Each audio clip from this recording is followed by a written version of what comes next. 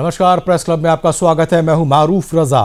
हर हफ्ते की तरह इस बार भी मेरे साथ एक खास मेहमान है जो ओबीसी वर्ग से आते हैं और उनके हक की लड़ाई भी लड़ते हैं। यूपी में बीजेपी के जाने माने चेहरों में से एक चेहरा है। यूपी में बीजेपी के लिए राजनीतिक रणनीति की पटकथा लिखते हैं। यूपी में बीजेपी की तरफ से मुख्यमंत्री के दावेदारों में से भी एक माने जाते हैं। जी हाँ, मैं बात कर रहा हूं बीजेपी के यूपी प्रदेश महामंत्री स्वतंत्र देव सिंह की। जी हाँ, इस वक्त तो मेरे साथ मौजूद है। आपका स्वागत है प्राइम न्यूज में।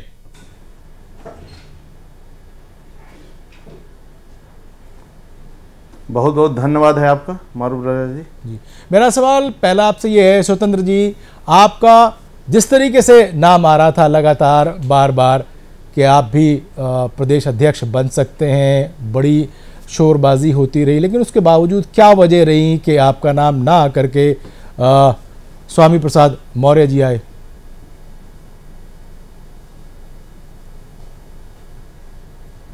स्वामी प्रसाद जी, केशव प्रसाद जी, केशव प्रसाद मौर्य जी। जी हाँ, क्या है, ये भारतीय जनता पार्टी कार्यकर्ताओं की पार्टी है और एक विचारधारा की पार्टी है जी। और ये विचारधारा की पार्टी है और भारतीय जनता पार्टी में लोग मिशन के लिए काम करते हैं, न कि व्यापार है। राजनीति इनका व्यापार नहीं है, इनका मिशन है। इसलिए यहां पर सभी कार्यकर्ता, सभी दावेदारी के बारे में चर्चा होती है, कोई दावेदारी नहीं करता है। और जो अध्यक्ष बन जाता है उसके नेतृत्व में भारतीय जनता पार्टी काम करती है जी। और वही हमारा नेता है और वही हमारा सब कुछ है जी। मैं ये मान लूं कि जिस तरीके से आपका जो दबदबा है, जो आपका जो वहां पे तजुर्बा है, क्या मैं उत्तर प्रदेश के भावी मुख्यमंत्री से बात कर रहा हूं?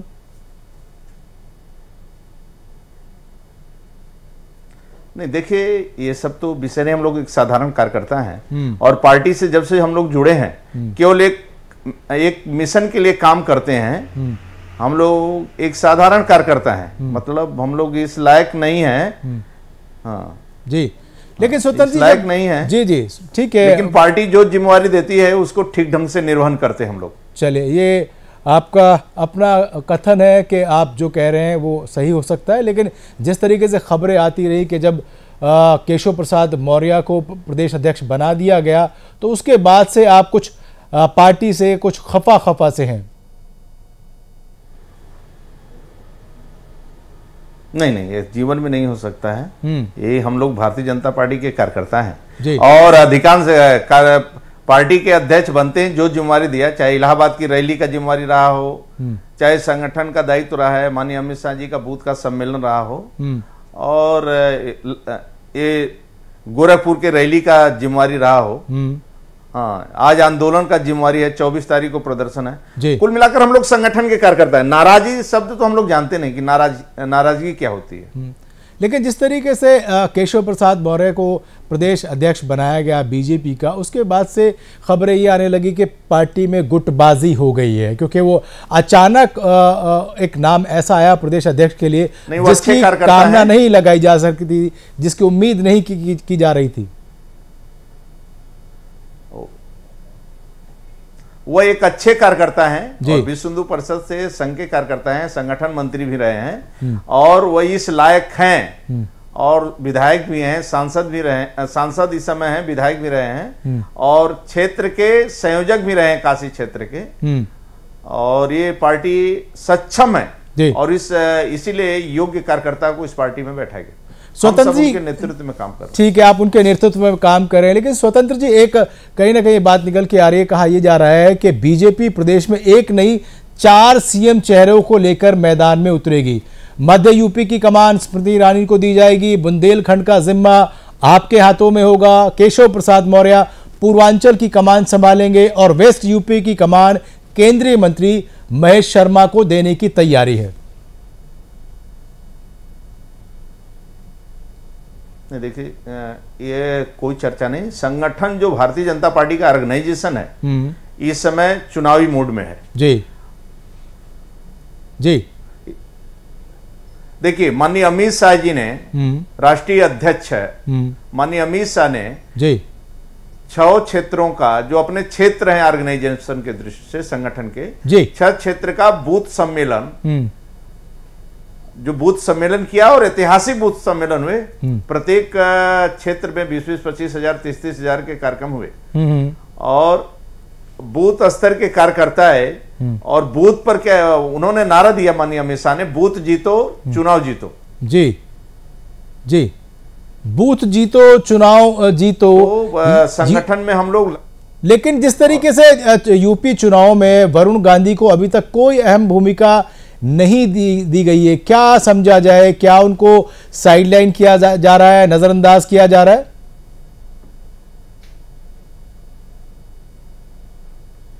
इस समय हम लोग संगठन में लगे हैं और कुल मिलाकर बहुत महत्वपूर्ण जिम्मेवारी कार्यकर्ताओं को दी गई है। माननीय मोदी जी की रैली है, यात्रा निकलना है, वो लोग देख रहे हैं और संगठन में सम्मेलन चल रहे हैं। इस समय तिरंगा यात्रा इस समय महत्वपूर्ण चल रहा है और उत्तर प्रदेश के समस्त सांसद, समस्त नेता और सभी लोग काम में लगे हैं और सभी को जिम्मेवारी है और दायित्व तो सभी को दिया है। तिरंगा यात्रा के माध्यम से माननीय मोदी जी की जो योजनाएं हैं, गांव-गांव जाने के लिए प्रधानमंत्री जन धन योजना है, प्रधानमंत्री आवास योजना है जी, प्रधानमंत्री सुकन्या वृद्धि योजना है, प्रधानमंत्री जीवन ज्योति योजना है, प्रधानमंत्री सुरक्षा बीमा योजना है जी, प्रधानमंत्री अटल पेंशन योजना है, सांसद आदर्श ग्राम योजना है, फसल बीमा योजना है जी जी, गरीब कल्याण योजना है। स्वतंत्र योजनाएं तो बहुत सारी हैं, उनका धरातल पर आना अभी बाकी है। और क्योंकि प्रदेश जो है चुनाव के मुहाने पे खड़ा है, आखिर बीजेपी यूपी में अपने मुख्यमंत्री का नाम का ऐलान क्यों नहीं कर पा रही, जबकि प्रदेश की बाकी तीनों बड़ी पार्टियों ने अपने मुख्यमंत्री के चेहरों के, उनके नाम के ऑलरेडी घोषणाएं कर चुकी है? आखिर क्या वजह है कि बीजेपी अभी किस कश्मकश के दौर से गुजर रही है कि वो अपना मुख्यमंत्री का चेहरा नहीं तय कर पा रही है? जो मुख्यमंत्री घोषित किए वो सरकार नहीं बनाने वाले हैं जी। कांग्रेस अपना मुख्यमंत्री घोषित कर दिया, कोई सरकार बनाने वाले नहीं है। भारतीय जनता पार्टी कार्यकर्ताओं के दम पर चुनाव लड़ेगी और कार्यकर्ताओं के दम पर सरकार बनेगी। और देश के गौरव प्रधानमंत्री भाई नरेंद्र मोदी देश में पहला प्रधानमंत्री है जो स्वतंत्रता या आजादी में महत्वपूर्ण भूमिका रही जी, चंद्रशेखर आजाद के गांव में जाने वाला पहला प्रधानमंत्री है। ठीक है, यानी पहला प्रधानमंत्री है आज तक का। यानी और जापान के अन्य देशों के जो प्रधानमंत्री राष्ट्रपति आते हैं और वाराणसी के गंगा किनारे आरती, गंगा की आरती करना और भोलेनाथ का दर्शन करवाने वाला देश का पहला प्रधानमंत्री है। ठीक है, लेकिन इन सबसे स्वतंत्र जी क्या उत्तर प्रदेश में पार्टी चुनाव जीत जाएगी, या यूं मान लिया जाए कि मायावती, अखिलेश और शीला दीक्षित के मुकाबले का कोई उतना बड़ा कद का नेता नहीं मिल पा रहा बीजेपी को, इसलिए देरी हो रही है, उसकी तलाश जारी है? क्या है, उत्तर प्रदेश की आम जनमानस यानी गांव, गरीब किसान, झुग्गी झोपड़ी का इंसान, आदिवासी, वनवासी, गिरवासी, व्यापारी हो जी, ये जब बसपा आती है और सपा आती है, एक बार इसको निपटाती है। यानी मुलायम सिंह का शासन था 2004 में, तो मायावती कही कि मेरी सरकार बनाओ, चढ़ गुंडों के छाती पर मोहर लगाओ हाथी पर जी जी। बसपा की सरकार आई और प्रदेश को लूटना शुरू कर दिया। अच्छा। यानी 3-3 सीएमओ की हत्या जेल के अंदर, जेल के बाहर होती है, दवाइयों का घोटाला होता है, बलात्कार होती है, हत्याएं होती हैं, जमीन पर कब्जा होता है और इसके सभी मंत्री बीएड से लेकर यानी जन्म प्रमाण पत्र से लेकर मृत्यु प्रमाण पत्र पर रिश्वत लेते हैं। और शिक्षा विभाग बिल्कुल चौपट कर दिया। बीएड की मान्यता हो, डिग्री कॉलेज की मान्यता हो, मायावती जब आती है डकैती डालती है। अच्छा। प्रदेश के अंदर और लूट करती है। और मुलायम सिंह भी जब राज्य इनका आता है तो पूरा सैफई खानदान मिलकर उत्तर प्रदेश को लूटता है जी। लेकिन बीजेपी यूपी में प्रचार कर रही है कि ना अपराध ना भ्रष्टाचार, अब की बार भाजपा सरकार। लेकिन जिन राज्यों में स्वतंत्र जी भाजपा की सरकारें हैं वहां क्या अपराध नहीं है, वहां क्या भ्रष्टाचार नहीं है?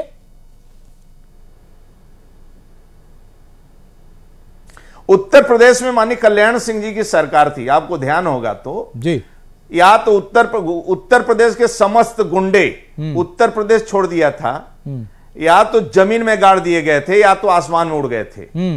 मतलब कल्याण सिंह जी का शासन आप देखे होंगे, माननीय राजनाथ सिंह का शासन आपने देखा होगा, माननीय राम प्रकाश जी का शासन देखा होगा जी। समय से गेहूं चावल का परचेज, आपको ध्यान होगा बुंदेलखंड का विकास निधि किसी ने पहली बार लागू किया तो माननीय कल्याण सिंह ने किया। ठीक है।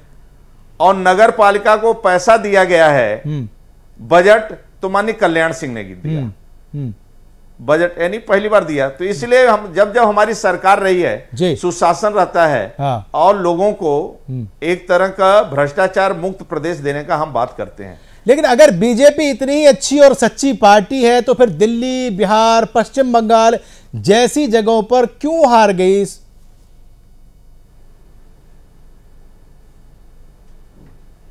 देखिए ये सब क्योंकि विषयों पर चर्चा हो चुकी है, आप तो अच्छी तरह जानते हैं। लेकिन उत्तर प्रदेश में इस बार भाजपा की सरकार आ रही है। सरकार इसलिए हम बनाने जा रहे हैं, उत्तर प्रदेश में सरकार आ रही है और क्योंकि गांव गरीब किसान खुशहाल रहे।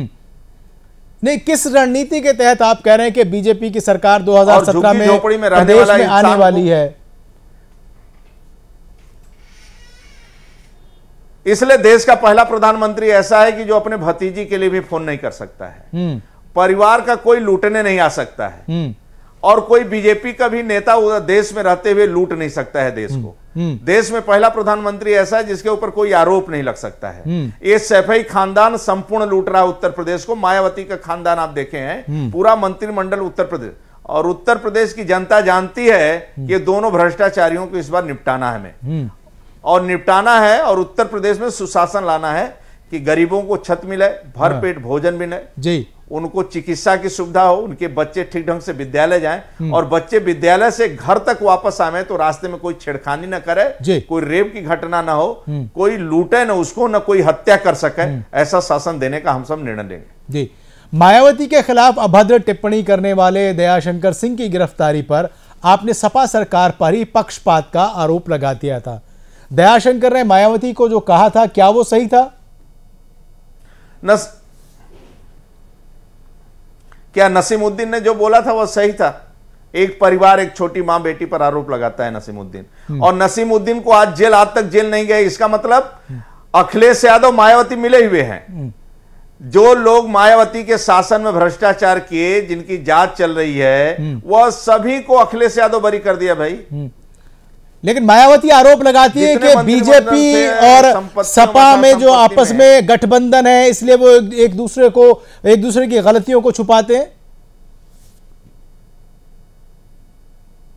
भाई मैंने नहीं कहा कि चढ़ गुंडों के छाती पर मोहर लगाओ हाथी पर जी, और वो गुंडों को कही थी अमर सिंह माननीय मुलायम सिंह को जेल में भेजूंगा, भेजी क्या? जी जी। इसलिए दोनों एक मिले हुए हैं, कांग्रेस, बसपा, सपा एक थैली के चट्टू पट्टू हैं, और ये चाहते हैं कि प्रदेश को लूटो, देश को लूटो। जब से माननीय मोदी जी आए हैं तब से ये सब ठीक हुए हैं, और आगे ये भी और ठीक ढंग से ठीक हो जाएंगे। मैं एक बात ये जानना चाह रहा हूं कि जिस तरीके से बीजेपी दो तरीके के फार्मूले लेकर के चुनाव में आती रही है, कभी प्रधानमंत्री नरेंद्र मोदी की हवा को लेकर के, उनके नाम को लेकर चुनाव लड़ रही है, और कहीं मुख्यमंत्री का चेहरा लेके लड़ रही है, तो यहां पे किस फार्मूले को अपनाएगी बीजेपी उत्तर प्रदेश में 2017 में? देखिए माननीय मोदी जी का एजेंडा माननीय क्लियर है, और भारतीय जनता पार्टी का एजेंडा क्लियर है। पंक्ति के अंतिम व्यक्ति को मान मिले, सम्मान मिले, भरपेट भोजन मिले, रहने को छत मिले, समय से दवा मिले, और उसके बच्चे को पढ़ने के लिए, यानी उसकी सुरक्षा की गारंटी हमारी है। और दूसरा एजेंडा है कि पूरा विश्व भारत मां के चरणों में नतमस्तक करे, यही हमारी एजेंडा है, और ये मेरा लक्ष्य है। और सबका साथ, सबका विकास हम चाहते हैं। इसके अलावा और जो बनता है सभी का करेंगे। हम लूटने के लिए नहीं आए हैं। इसलिए आम जनमानस लोग, माननीय मोदी जी की लोकप्रियता गांव-गांव तक जा रही है, और भारतीय जनता पार्टी पर लोग विश्वास कर रहे हैं। जहां जहां हमारे मुख्यमंत्री हैं, माननीय शिवराज सिंह जी की लोकप्रियता हो, माननीय रमन सिंह की लोकप्रियता है, उसी कारण 3-3, 4-4 बार मुख्यमंत्री बन रहे हैं। रमन सिंह जी और रघुवर दास जी अपने जहां जहां मुख्यमंत्री हैं अपने लोगों की लोकप्रियता, इसी कारण दोबारा तिबारा चौथी बार सरकार बनाते हैं। और सपा बसपा को एक बार लोग निपटाने के चक्कर में दूसरा आ जाते हैं और पहले को निपटाने के चक्कर में दूसरा आ जाते हैं। इसलिए जब जब ये आते हैं प्रदेश को लूटते हैं, लेकिन इस बार नहीं लूट पाएंगे क्योंकि इस बार भाजपा आ रही है जी। लेकिन जिस तरीके से आज ताज नगरी आगरा में मायावती ने जो जलवा दिखाया, जो जिस तरीके से वहां पर जो हुजूम नजर आया, लगता नहीं कि दोबारा से मायावती की जो मजबूतें हैं, जो जड़ें हैं, वो ज्यादा मजबूत हो गई है?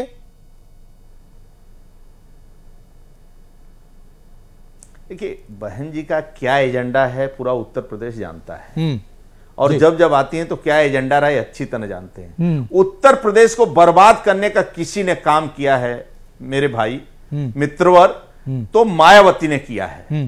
यानी ऐसे पूंजीपतियों को यह सदन के अंदर भेजा है, ऐसे ऐसे माफियाओं को सदन के अंदर भेजा है जो सदन के लायक नहीं थे। आपने तो लायक नहीं थे, इसलिए बसपा सपा ने इस प्रदेश को बर्बाद कर दिया। प्रदेश बहुत सुलझा हुआ प्रदेश, 30-30 लाख रुपए देकर के टिकट देती हैं, ये आपने खुद आरोप लगाया। नहीं, मैं नहीं कर रहा हूं, ये आम जनता चिल्ला रही, मैं नहीं कर रहा हूं। हम लोग जाते हैं तो सुनते हैं कि ये टिकट बदल गया, इतने में ये रेट तंग हो, इतने में ये हो गया।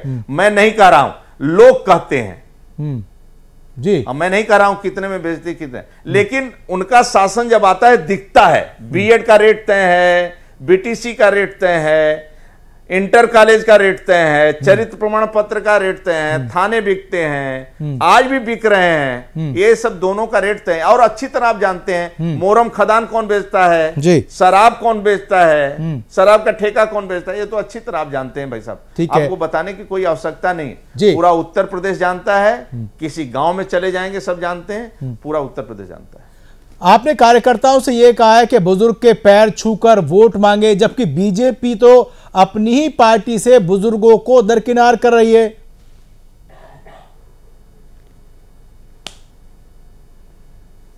देखिए, भारतीय जनता पार्टी का जीवन है अपना, देश के गौरव अटल बिहारी वाजपेयी को आप देखेंगे या माननीय नरेंद्र मोदी, लोग साधारण परिवार से आकर इस देश पर राज्य कर रहे हैं और अपने लिए राज्य नहीं कर रहे हैं, ये देश के लिए, गांव गांव गरीब के लिए, यानी पंक्ति के अंतिम व्यक्ति को सम्मान मिले इसीलिए शासन कर।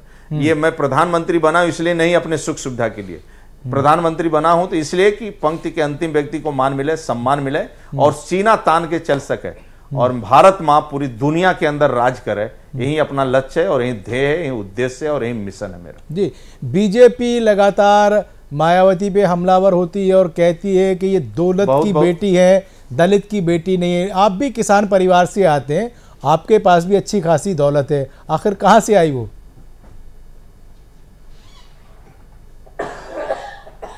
आप पता हमारे करेंगे हमारे बारे में, तो हमारे पास मकान भी नहीं लखनऊ में, मेलसीराज सभी बड़े बड़े पोस्टों पर, न एक मकान है न एक गाड़ी है जी। हाँ, न एक मकान है मेरे पास न गाड़ी है। हम लोग एक कुल मिलाकर कार्यकर्ता हैं और पार्टी का नेता हमारे लिए जी एक तरह के जो इस चेयर पर बैठे हैं उनके निर्देश और आदेश का हम सब पालन करते हैं जी। और हम कुल मिलाकर अब एक नोट कर ले, भारतीय जनता पार्टी के कार्यकर्ता व्यापार नहीं करता है। भारतीय जनता पार्टी के कार्यकर्ताओं का मिशन है, राजनीति मिशन के लिए करता है, और सपा बसपा के कार्यकर्ता डकैती डालने के लिए राजनीति करते हैं। लेकिन स्वतंत्र जी, आप पर यह आरोप लगता रहा है कि फंड के नाम पर आप पैसा उगाही करते हैं।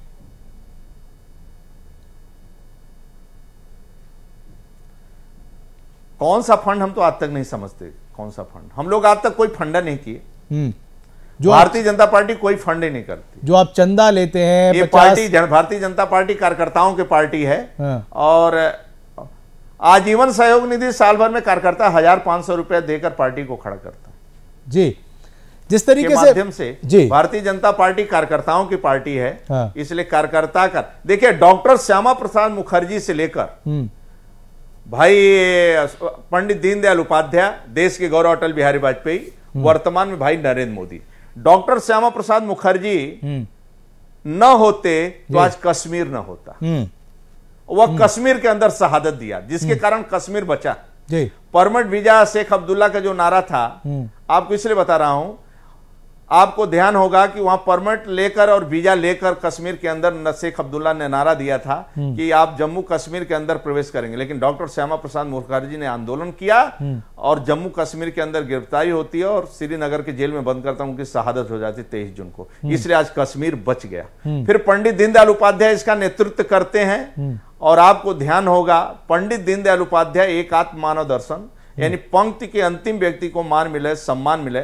और इस देश के अंदर पंडित जी जैसा यदि आज जितने भी वह पुस्तक लिखे हैं यदि उस पर रिसर्च हो जाए तो देश अपने आप खुशहाल हो जाए, उनके रास्ते पर चलने लगे तो देश अपने आप खुशहाल हो जाए। लेकिन फिर भी उस पंडित दीनदयाल उपाध्याय जी का भी हत्या मुगल सराय स्टेशन पर किया गया। मित्रों, स्टेशन पर किया गया। जब उनका 100 मिला तो ही देश के गौरव अटल बिहारी वाजपेयी सब लोग देखने गए तो अटल जी ने कहा था कि एक सूर्य ढल गया और तारों की रोशनी में ही मार्ग ढूंढना पड़ेगा।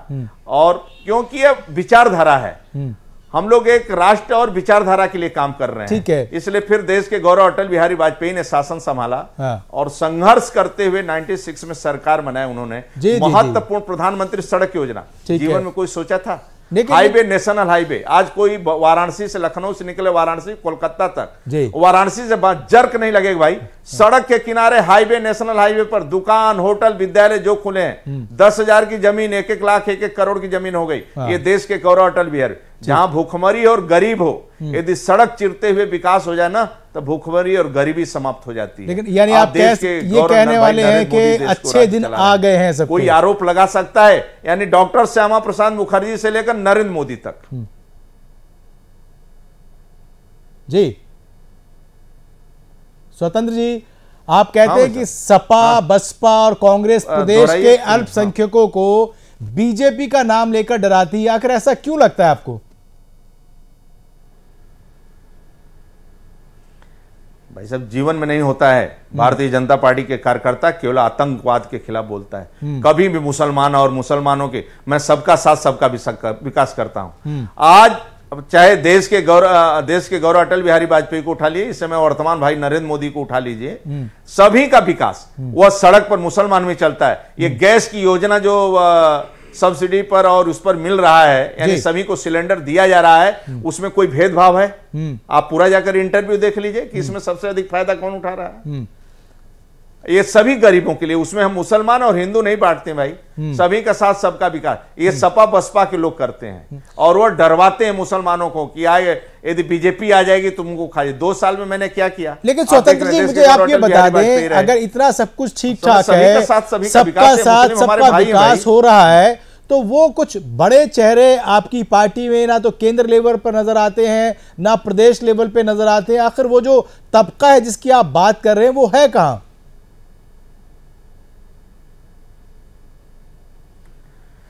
धीरे धीरे सब ठीक हो जाएगा, आगे चलकर लोग दिखाई देंगे, बड़े बड़े चेहरे भी दिखाई देंगे, आगे ठीक हो जाएगा सब।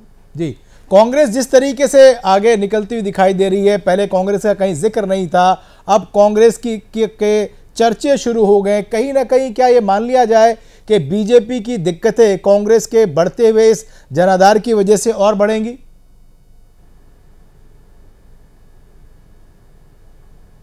देखिए, जो देश में घोटाला किया, भ्रष्टाचार किया, देश को बर्बाद किया, आजादी के बाद आज तक ये देश को लूटा, और तिरंगा यात्रा क्यों शुरू हुआ? आप देख रहे हैं, ये देश के अंदर एक शासन के नाम से पूरा दुकान, मकान, सड़क, रोड एक गांधी परिवार के नाम से। मैं पूछूं, महात्मा गांधी, सरदार पटेल इस देश के लिए क्या नहीं दिया? सरदार पटेल के नाम से कुछ दिखाई देता है आपको? ये केंद्र सरकार, चंद्रशेखर आजाद, भगत सिंह, सुभाष चंद्र बोस, जितने ये स्वतंत्र वीर हुए, जितने लोगों ने देश की आजादी में अपनी कुर्बानी दिया है, दिल्ली में जो काम किया वो सराहनीय काम था। उसके बूते पर वो उत्तर प्रदेश के लोगों को भी अपनी ओर आकर्षित कर पाएंगी?